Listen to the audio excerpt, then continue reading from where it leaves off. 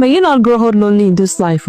There is this old man who sleeps right outside my house, beside the security post. He would usually lay his big nylon sheet on the ground and passes the night there. And in the afternoons, he goes out to do his shoemaking work. But honestly, I doubt if he makes more than 1,000 naira a day. I cook a lot, so I sometimes pack meals for him. Other times, I give him money. And every time, he smiles with so much gratitude. I bet that smile hides years of pain, loneliness, and struggle. It is true that poverty actually ages people, but from his look, I can tell that man will be nothing less than 70 years old. So one day, curiosity got the better of me, and I asked about his family. He told me he had neither a wife nor a child. I asked about his extended family, and he said his parents had died a long time ago. So as we spoke, his voice broke, and I saw a tear drop from his eyes. And then this Baba said something. I only wish I had a wife or a child. He said it in pidgin. At that point, my heart really sank. I had so many questions. Why didn't you marry? If you choose this life, did circumstances push you here? But I swallowed all of them, because in that moment, I realized that the answers didn't matter anymore. He was a man in his final season of life, with no one to call his own, no one to sit with him, no one to carry his name forward, and no one to hold his hands when life finally says it is time. I decided from that day that as long as I live in that house, I will never let him go hungry. I will always share food, and I will always give him what I can. Then one morning around 5 a.m., I was leaving home to catch a flight at the airport. So as I walked past the security post, I saw him wrapped in his nylon sheets under the knitted shed he already made for himself. So what if one day this Baba sleeps and never wakes up? And then what? No wife to cry for him, no children to mourn him, no family to claim him, only the authorities arriving to carry his body away. And as I drove to the airport, I whispered a simple prayer to myself. Do not ever let me grow old alone. Do not let me do life alone. And please, never let me live my last days in penury. Because listen to me, you will not be young and agile forever. One day, your strength will fade and your bones will be weak. One day, your hands will wrinkle and your steps will slow down, and your heart will crave companionship more than wealth, more than achievement,